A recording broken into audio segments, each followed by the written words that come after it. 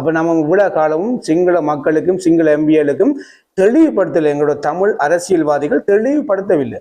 நாங்கள் ஓட்டு போட்டது, அவர்கள் ஓட்ட பண்ணிக்கிட்டு போய் அங்கே ஏசிலையும் ஃபேன் காத்துலையும் இருந்துட்டு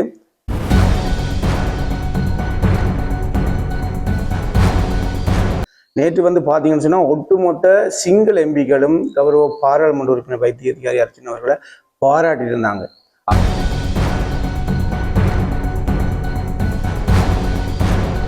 ஒட்டுமொத்த தமிழர்களும் சிங்கள மக்களை நோக்கி குரல் எழுப்புங்க. சிங்கள மக்கள் இறங்கினா மாத்திரம்தான் தமிழர்களுக்கு ஒரு தீர்வு கிடைக்கும். இல்லாத பட்சத்துல எதுவுமே நடக்க போறதில்லை.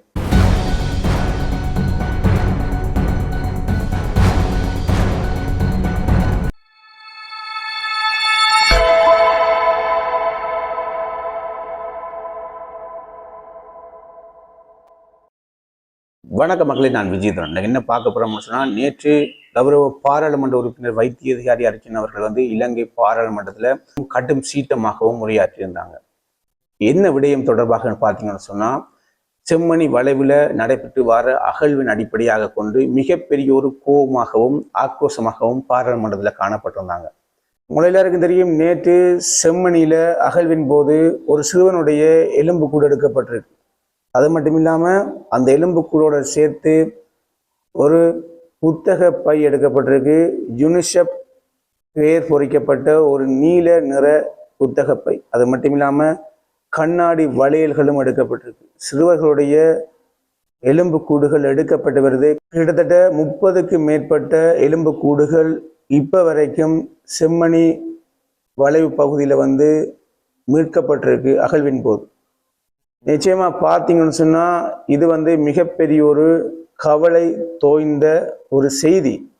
இதுல என்ன கவலை என்று சொன்னா, எங்களுடைய தமிழர்களே இந்த விவகாரம் தொடர்பாக மிகப்பெரிய ஒரு எதிர்வினையாற்றி இந்த விடயத்தை மழுங்கடிக்கும் முகமாக சில விடயங்களை செய்து வராங்க. உங்களை எல்லாருக்கும் தெரியும், சோசியல் மீடியால பார்த்துருப்பீங்க. ஆனா அதெல்லாம் தாண்டி கௌரவ பாராளுமன்ற உறுப்பினர் வைத்திய அதிகாரி அர்ச்சனா அவர்கள் பாராளுமன்றத்துல தனி ஒரு மனிதன் என்று போராடி கொண்டிருக்காங்க. உங்களுக்கு எல்லாருக்கும் தெரியும். நேற்று இந்த வீடியோ இதுல போடுறோம் பாருங்க. Tamil people, so let me speak. ඒ මිනිස්සුව යට කරලා තියෙනවා. දැන් මේ ඊයේ යට කරලා මේ ස්කෙලිටන් එකක් ගත්තා.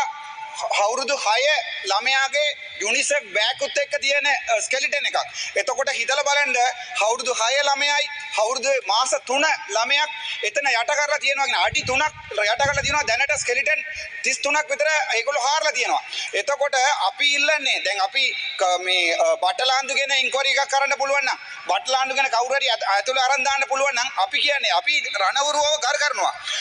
பாத்தீங்களா, ஒரு தனி மனிதனா பாராளுமன்றத்துல மிக மிக ஒரு ஆக்ரோஷமாக கொதிச்செலும்பி கொண்டிருக்காரு கௌரவ பாராளுமன்ற உறுப்பினர் வைத்திய அதிகாரி அர்ச்சனா அவர்கள். நேற்று பாத்தீங்கன்னு சொன்னா, ஒட்டுமொத்த சிங்கள எம்பிகளும் கௌரவ பாராளுமன்ற உறுப்பினர் வைத்திய அதிகாரி அர்ச்சனா அவர்களை பாராட்டி இருந்தாங்க. ஆரம்பத்தில் கௌரவ சபாநாயகர் அவர்களும் குறிப்பாக பார்த்தீங்கன்னு சொன்னால், பாராளுமன்றத்தில் ஒரு தலைப்பின் கீழே தான் ஒரு என்ன சொல்றது எம்பி, அதாவது கௌரவ பாராளுமன்ற உறுப்பினர்கள் பேசுவாங்க. நேற்று செம்மணி தொடர்பான தலைப்பு இல்லாத காரணத்தால் வேறு தலைப்பின் அடிப்படையில் பேச முற்பட்ட கௌரவ பாராளுமன்ற உறுப்பினர் வைத்திய அதிகாரி அர்ச்சனா அவர்கள் செம்மணி தொடர்பாக பேச முற்படும் பொழுது கௌரவ சபாநாயகரால் தடை, அதாவது அந்த பேசுறதுக்கான இடையூறு விடுக்கப்பட்டது. ஆனால் கௌரவ பாராளுமன்ற உறுப்பினர் வைத்திய அதிகாரி அர்ச்சனா அவர்கள் அதை தெளிவுபடுத்தின பிற்பாடு அதுக்கும் அனுமதி வழங்கியிருந்தார் கௌரவ சபாநாயகர். பாருங்க, சிங்கள எம்பிக்கள் எல்லாருமே இப்ப தமிழர்களுடைய உணர்வை புரிஞ்சு கொள்ள ஆரம்பிச்சுட்டாங்க. அப்ப நம்ம இவ்வளவு காலமும் சிங்கள மக்களுக்கும் சிங்கள எம்பிகளுக்கும் தெளிவுபடுத்தலை. எங்களோட தமிழ் அரசியல்வாதிகள் தெளிவுபடுத்தவில்லை. நாங்கள் ஓட்டு போட்டது, அவர்கள் ஓட்ட பண்ணிக்கிட்டு போய் அங்கே ஏசிலையும் ஃபேன் காத்துலையும் இருந்துட்டு சோய்சாங்க தர சாப்பாடு சாப்பிட்டுட்டு திருப்பி அவங்களுக்கு கிடைக்கிற ஆடம்பர வாழ்க்கையை வாழ்ந்து கொண்டு வந்திருக்காங்க இல்லையா. எங்களுடைய எந்தவித உணர்வையும் எங்களுடைய வலிகள் வேதனைகளையும் சிங்கள மக்களுக்கோ சிங்கள தலைமைகளுக்கோ சொல்லலை. இதுதான் தெரிய வருது. இப்ப கௌரவ பாராளுமன்ற உறுப்பினர் வைத்திய அதிகாரி அர்ச்சனா அவர்கள் போய் சிங்கள மொழியில பேசுறாரு, ஆங்கில மொழியில பேசுறாரு, தமிழ் மொழியில பேசுறாரு, சிங்கள மக்களுக்கு புரிய வைக்க முயற்சி செய்யறாரு, சிங்கள எம்பிகளுக்கு புரிய வைக்க முயற்சி செய்யறாங்க. இதுதானே இப்போ ஒரு பாராளுமன்ற உறுப்பினர் 27,000 பேர் ஓட்டு போட்டு அனுப்பினதுக்கான அவர் செய்ய வேண்டிய வேலை. அவர் சரியா தானே செய்து கொண்டு வராரு. இவ்வளவு காலமும் தமிழ் எம்பி என்று போய் நாங்கள் தமிழ்ல மட்டுமே கதைச்சா சிங்கள மக்களுக்கு என்ன புரிய போகுது? ஒன்றும் புரியாது. அப்ப அவர்கள் என்ன செய்வார்கள்? சிங்கள மக்கள் மத்தியில வேறு விதமான பிரச்சாரத்தை எடுத்து வைப்பார்கள். தமிழர்கள் காட்டு முராணின்னு சொல்லி ஆனால் சரியான ஒரு நபரை வந்து தேர்வு செஞ்சு அனுப்பியிருக்கிறோம். கௌரவ பாராளுமன்ற உறுப்பினர் வைத்தியதிகாரி அர்ச்சுனா அவர்களை சிங்கள மக்களுக்கு சிங்கள மொழியில தெளிவுபடுத்துறாரு. எங்கட தமிழ் மக்களுக்கு இவ்வாறான அநியாயம் இழைக்கப்பட்டிருக்கு. தமிழ் மக்கள் இன்னுமே இன்னல்கள் இருக்கிறார். சிங்கள மக்கள் இப்போ புரிஞ்சு கொள்ள ஆரம்பிச்சுட்டாங்க. சிங்கள எம்பிக்கள் எங்களை எங்களோட கௌரவ பாராளுமன்ற உறுப்பினர் வைத்தியதிகாரி அர்ஜுன் அவர்களை பாராட்டுறாங்கடா ஒட்டுமொத்த தமிழர்களுடைய உணர்வை புரிஞ்சு கொள்றாங்கன்னு அர்த்தம். பாருங்க, தமிழ் எம்பிக்கள் எல்லாருமே என்ன செய்றீங்க? புரியல எனக்கு. நீங்க தமிழ் மக்களுடைய ஓட்டு வேண்டித்தான் அங்க போய் இருக்கிறீங்க. உங்களுடைய வாழ்க்கையை பார்க்க போனீங்களா, தமிழருடைய பிரச்சனையை பார்க்க போனீங்களா? எனக்கு புரியவே இல்லை. கௌரவ பாராளுமன்ற உறுப்பினர் வைத்தியதிகாரி அர்ஜுனனுக்கு மாத்திரம்தான் உணர்வு இருக்குன்னா எனக்கு ஒன்றுமே தெரியல. உண்மையாவே எனக்கு மண்டை சுத்துது. அவர் ஒரு மனுஷன் தான் கிடந்து கத்தி கொண்டு இருக்காங்க. நீங்க மற்றவர்கள் எல்லாருமே அமைதிக்காக ஏன் ஒட்டுமொத்த தமிழ் நீங்க கட்சி பேதம் இல்லாம எல்லாரும் ஒன்றுமே இல்லைங்கப்பா. இங்க பிரச்சனை நடந்து கொண்டிருக்கு, எங்களுக்கு தீர்வு வேணும் என்று எல்லாரும் ஒட்டுமொத்தமா ஒளிமை இல்லைங்க.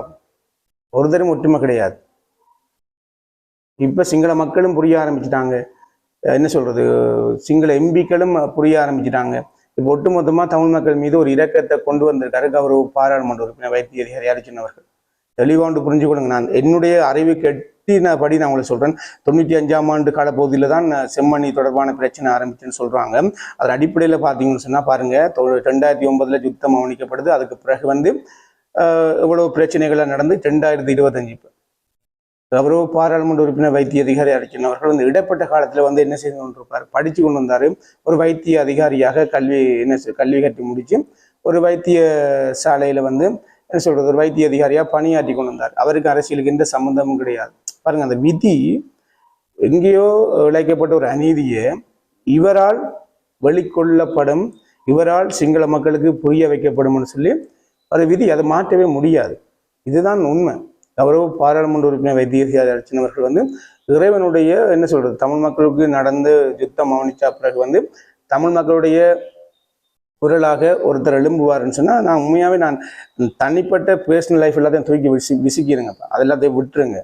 எங்களுக்கு ஒரு பிரச்சனைன்னு சொன்னா உடனடியாகவே எங்களுக்காக பாராளுமன்றத்துல பேசக்கூடிய ஒரே ஒரு எம்பி கௌரவ பாராளுமன்ற உறுப்பினர் வைத்திய அதிகாரி அர்ச்சுனா மாத்திரம்தான். தெளிவா ஒன்று புரிஞ்சு கொள்ளுங்க. கௌரவ பாராளுமன்ற உறுப்பினர் வைத்திய அதிகாரி அர்ச்சுனா அவர்கள் வந்து நாங்க வந்து ஈஸியாக அணுக முடியும், எந்த நபரும் அணுக முடியும். ஏதோ ஒரு சோசியல் மீடியா பக்கத்தால போய் அவரோட பேச முடியும். ஆனா வேறு எம்பிக்களை பேச முடியுமான்றதை எனக்கு இதுவரைக்குமே தெரியல. உண்மையாவே நான் ஓப்பனா சொல்லுவேன், எனக்கு இதுவரைக்குமே தெரியல. இதெல்லாம் இப்படியே நடைபெற்று கொண்டிருக்கும் பொழுது சில குறிப்பிட்ட சிங்கள அரசியல்வாதிகள் செம்மணி தொடர்பாக திசை திருப்பும் முகமாக வந்து சில விடயங்களை முன்வைக்கிறாங்க. செம்மணியில புதைக்கப்பட்டிருக்கிற எலும்புக்கூடுகள் அனைத்துமே இராணுவத்துடைய எலும்புக்கூடுகள்னு சொல்லி சில நபர்கள் சொல்றாங்க. தெளிவா வந்து புரிஞ்சு கொள்ளுங்க மக்களே, சிங்கள மக்களே. எனக்கு சிங்களம் போதிய அளவுக்கு பேச தெரியாது. அதன் அடிப்படையில் வந்து தமிழில் பேசுகிறோம். முடிஞ்சால் சிங்கள மக்களுக்கு சிங்களம் தெரிஞ்சவர்கள் தெளிவுபடுத்த விரும்புங்க. குழந்தைகள் இராணுவத்தில் இருந்தார்களா? புரியல எனக்கு ஒன்று. குழந்தைகளுடைய எலும்புக்கூடுகள் எடுக்கப்படுது செம்மணியில். அப்போ குழந்தைகள் இராணுவத்தில் இருந்தார்களா? எனக்கு ஒன்றுமே புரியல. அந்த என்ன சொல்றது, வளையல்கள் கூட இராணுவ வீரர்கள் போட்டிருந்தார்களா? எனக்கு புரியவே இல்லை. செம்மணியில என்ன சொல்றது, யூனிசெஃப் பேக் அணிஞ்ச பாடசாலை புத்தகப்பை இராணுவ வீரர்கள் அணிந்திருந்தார்களா? எனக்கு புரியவே இல்லை. அப்ப சில விடயங்களை வந்து நம்ம வந்து அர்த்தத்தோட பேசணும்னு தான் என்னுடைய தாழ்மையான கருத்து. இங்கே நடந்தது உண்மை, சரி, அதெல்லாம் நடந்துட்டு அடுத்தது என்ன, நெக்ஸ்ட் என்ன, தமிழர்களுடைய தீர்வு என்ன, இதுக்கான என்ன சொல்றது நீதி என்ன, அதை நோக்கி போறதை விட்டுட்டு நம்ம வந்து செம்மணி தொடர்பான விடயத்தை வந்து மழுங்கடிக்கும் முகமாக வந்து சில அரசியல் கட்சி உறுப்பினர்கள் வந்து இவ்வாறான விடயங்கள் எல்லாம் நகைப்புக்குரிய விடயம். என்னன்னு சொன்னா தெளிவாக ஒன்று புரிஞ்சுக்கோங்க. குழந்தைகளுடைய உடல்கள் எலும்புக்கூடாக எடுக்கப்பட்டு வருது. அங்க வந்து குழந்தைகளுடைய ஆதாரங்கள் எடுக்கப்பட்டு வருது. இதுல வந்து நாங்கள் இராணுவத்தினுடைய உடல்கள்னு சொல்வது ஒரு நகைப்பாத்தான் தெரியுது. இதெல்லாம் மிகப்பெரிய ஒரு நகைப்பா தெரியுது. இதெல்லாம் கௌரவ பாராளுமன்ற உறுப்பினர் வைத்திய அதிகாரி அர்ச்சுனா அவர்கள்தான் பாராளுமன்றத்துல சிங்கள மொழியில பேசி சிங்கள மக்களுக்கு தெளிவுபடுத்த முடியும். ஏன்னு சொன்னா வேற எங்களுடைய பாராளுமன்ற உறுப்பினர்கள் யாருமே தெளிவுபடுத்த போறது இல்லை. அது எங்களுக்கு தெளிவா தெரியும். எங்களுக்கு தெரிஞ்சுதான் நாங்கள் தெளிவா அவங்களோட பேசுறோம். எங்களுக்கு புரியவே இல்லை. எங்களுக்கு என்ன எதை நோக்கி நீங்கள் வந்து எங்களுடைய மக்களுடைய கஷ்டத்தையும் துன்பத்தையும் நீங்கள் வந்து என்ன அடிப்படையில வந்து விளையாடி கொண்டிருக்கிறீங்கன்னு எனக்கு புரியவே இல்லை. சம்பவங்கள் நடைபெற்றிருக்கு. இதை வந்து மழுங்கடிக்கும் முகமாக அது இதுன்னு சொல்லி நம்ம சர்வதேச என்ன திருப்பியும் சொல்றேன், சர்வதேசத்தால எதுவுமே நடக்காது. ஐநா சபையால் எதுவுமே நடக்காது. ஐநா சபை நான் ஆரம்பத்திலே சொன்னேன், இதொரு என்ன சொல்றது யூடியூபர்ஸுக்கும் மீடியாவுக்கும் தீனி போடுற நிகழ்வாக அமையும். இது வந்து ஒட்டுமொத்தமாக எதுவுமே நடக்காது. நாங்கள் வந்து எங்களுடைய தீர்வை வந்து இலங்கை அரசாங்கத்தை நோக்கி வைத்து இலங்கை சிங்கள மக்கள் எங்கள் மீது இரக்கம் வைத்தா மாத்திரம்தான் எங்களுக்கான ஒரு தீர்வு கிடைக்கும். சிங்கள மக்களை நோக்கி குரல் எழுப்புங்க. ஒட்டுமொத்த தமிழர்களும் சிங்கள மக்களை நோக்கி குரல் எழுப்புங்க. சிங்கள மக்கள் இறங்கினா மாத்திரம்தான் தமிழர்களுக்கு ஒரு தீர்வு கிடைக்கும். இல்லாத பட்சத்துல வந்து எதுவுமே நடக்க போறதில்லை. சிங்கள மக்கள் எங்கள் மீது இரக்கம் வைக்கணும். சிங்கள மக்களை நாங்கள் நேசிக்கணும், அவர்கள் எங்களை நேசிக்கணும். நேசிச்சா மாத்திரம்தான் ஒட்டுமொத்த இலங்கைக்குள்ள ஒரு சமஷ்டி தீர்வு, அதாவது 13வது திருத்த சட்டத்தை வந்து அமுல்படுத்தி தமிழர்களும் தங்களுடைய சுய நிர்ணய உரிமையோட கௌரவமாக கண்ணியத்தோட வாழ்றதுக்கான வழிவகுக்க முடியும். இல்லை நான் சொல்றது தமிழர்கள் மட்டும் இல்லை, வடகிழக்கு நீங்க வடகிழக்கு இணைக்கணுன்ற அவசியம் இல்லை. வடக்கு ஒரு பகுதியா வச்சுக்கோங்க, வடக்குக்கு ஒரு அதிகாரத்தை கொடுங்க, கிழக்குக்கு ஒரு அதிகாரத்தை கொடுங்க. அது மட்டும் இல்லை, மலையகத்துக்கும் ஒரு அதிகாரத்தை கொடுங்க. அவங்களும் சுய நிர்ணயத்தோட வாழட்டும். அது மட்டும் இல்லை, முஸ்லீம் மக்களுக்கு தனி மாநிலம், அவங்களுக்கு ஒரு தனி மாநிலத்தோட அவங்களோட கலை கலாச்சாரத்தில் வாழ்றதுக்கு அங்கீகாரத்தை கொடுங்க. அது மட்டும் இல்லை, சிங்கள பிரதேசங்களில் இருக்கிற மாகாணங்களுக்கும் அதிகாரத்தை கொடுங்க. அவர்களும் அவர்களுடைய ஏரியாவை சேர்ந்தவர்களும் தங்களுடைய கலை கலாச்சாரத்தோட வாழட்டும். ஒட்டுமொத்த இலங்கைக்குள்ள ஒரு 5 மாநிலத்தை பிரித்து விடுங்க. சந்தோஷமா எல்லாருக்கும் அதிகார பகிர்வை கொடுங்க. ஒரு பிரதமர் ஆட்சி கீழே எல்லாரும் சந்தோஷமாக சமசி தீர்வோட எல்லாருமே சந்தோஷமாக ஒட்டுமொத்த இலங்கைக்குள்ள வாழ்ந்துட்டு போட்டும். முடியுமாப்பா, எல்லாராலையும் முடியும். எல்லா மக்களும் சேர்ந்தா எதுவுமே முடியாதுன்ற எதுவும் இல்லை. ஒட்டுமொத்தமாக சர்வதேசம் எதுவுமே செய்யப்படுறது இல்லை. நாங்கள் ஒட்டுமொத்தமாக சிங்கள மக்களோட தமிழ் மக்கள் முஸ்லீம் எல்லாரும் சேர்ந்து சமத்துவமாக பேசினா மாத்திரம்தான் ஒரு தீர்வு நோக்கி போக முடியும். நாங்கள் வந்து வெளிநாட்டிலேருந்து எவரை கொண்டு வந்தாலும் எங்களுக்கு எந்த தீர்வும் கிடைக்க போகிறதில்லை. இது வந்து சோசியல் மீடியா, அதாவது யூடியூபுக்கும் மீடியாவுக்கும் தீனி போடுற ஒரு விடயமாகவே அமையும். பேசி பேசி காசு சம்பாதிக்க வேண்டியதான் இருக்கு. இந்த காசை தாண்டி உணர்வு ஒன்று இருக்கு, அதை தெளிவாக ஒன்று புரிஞ்சுக்கொள்ளுங்க. அந்த குழந்தை இந்த கௌரவ பாராளுமன்ற உறுப்பினர் வைத்திய அதிகாரி அர்ச்சனாவுடைய பர்சனல் லைஃப்பை வச்சு விமர்சனம் பண்ற உண்டு. நீங்க எல்லாருமே புரிஞ்சுக்கொள்ளுங்க. உங்களுக்கும் குழந்தைகள் இருக்கும். உங்களுடைய பிள்ளைகள் அந்த இடத்துல இருந்திருந்தா உங்களுடைய மனம் எவ்வளவு வேதனைப்படும், புரியுதா? அதை சிந்திங்க. தயவு செய்து இந்த விடயங்களுக்கு தவறான கமெண்டுகள் அடிக்கிறத விட்டுட்டு விலத்தி போங்க. பிடிக்கலையா விலத்தி போங்க. உங்களுடைய பிள்ளைகள் அந்த இடத்துல இருந்தால் என்ன பாடுபடுவீங்க, உங்களுடைய வேதனை. ஏன்னா எங்களுக்கு ஒன்றும் வரையில தானே, நாங்கள் எவனையும் கேவலப்படுத்த அந்த சிந்தனையோட யாருமே இருக்காது. அப்படி இருக்கு மட்டும்தான் மிகப்பெரிய ஒரு ஆபத்தான நிலை, சமூகத்துக்கு மிகப்பெரிய ஆபத்து. அவ்வாறான சிந்தனையோட இருக்கிறவர்களால் சமூகத்துக்கு மிகப்பெரிய ஒரு ஆபத்து. என்னை பொறுத்த மட்டும் இது என்னுடைய கருத்து, யாரும் தவறாக நினைக்கக்கூடாது. என்னை பொறுத்த மட்டும் என்னுடைய ஆதங்கம். அந்த பிள்ளைகள் எவ்வளவு வேதனையோட இறந்திருக்கும், அதையே எங்கட பிள்ளைகளையும் அதை நாங்கள் யோசிக்கத்தானே வேணும். உங்க பிள்ளைகளுக்கு நடந்தா இவ்வளவு வேதனைப்படுவீங்க. அதே மாதிரி தான் அந்த வலி வேதனை அந்த குடும்பத்துக்கு தான் தெரியும். அதை சுமந்து கொண்டு ஒருத்தர் பாராளுமன்றத்தில் கத்தி கொண்டு நிற்கிறாரு, அவருடைய பர்சனல் லைஃப்பை வச்சு இழிவுபடுத்தி கொண்டு இருக்கிறீங்க கமெண்ட்ல. அவருடைய வீடியோ போட்டால் கமெண்ட் பண்ணி கேவலப்படுத்துறீங்க. எனக்கு புரியவே இல்லை. எல்லாருமே நான் உத்தமன் அந்த நாட்டில், நான் உட்பட நான் சொல்றேன், எல்லாரும் உத்தமன் கிடையாது. எல்லாரும் ஒரு வகையில எல்லாருமே சந்தர்ப்பவாதிகளும் கேடு கட்டவர்கள் தான், புரியுதா? ஒரு சில எங்களுக்குள்ள இருக்கிற ஒரு நல்ல குணங்கள்னா இந்த சமூகத்தை நோக்கி நல்ல விதைகளை விதைக்க முற்படுது. அப்படி இருக்கும் பொழுது கமெண்ட் பண்ணி முகத்தை காட்ட உங்களால பயந்த நீங்க இந்த சமூகத்துக்கு எதை விதைக்க போறீங்க? தவறான கமெண்டுகளை பண்ற உங்களை தான் கேள்வி எழுப்புறேன். தயவு செய்து ஆக்கப்பூர்வமான சில விடயங்களுக்கு தயவு செய்து தப்பான கமெண்ட்களை நிப்பாட்டிட்டு உங்களை முடிஞ்ச ஆதரவு கொடுங்க, இல்லைன்னா விலத்தி போயிடுங்க.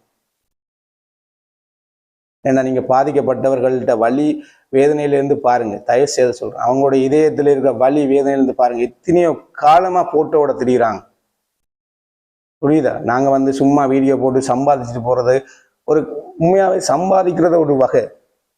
ஆனா எல்லாத்துலேயுமே காசாக்க கூடாது. என்ன பொறுத்தவரை என்னுடைய கருத்து, எல்லாத்தையும் நம்ம காசா பார்த்தோம்னு சொன்னா வாழ்க்கையிலேயே எங்களை மாதிரி ஒரு பாவியல் எங்கேயுமே கிடையாது. எதனா உங்க எவ்வளவு சொன்னாலும் என்ன சொல்றது, இந்த வீடியோ ரீச் ஆகுதோ அதெல்லாம் எங்களை பற்றி கவலை கிடையாது. எங்களை பொறுத்த மட்டுக்கு எங்களுடைய கடமை தமிழ் சார்ந்துகளை தமிழர்களுக்காக குரல் கொடுக்கணும். அது கொடுத்து கொண்டே இருக்கிறோம். எங்களை இழிவுபடுத்துகிறவர்கள் இழிவுபடுத்தி கொண்டே இருக்கட்டும், எங்களை பற்றி அதை பற்றி கவலை கிடையாது.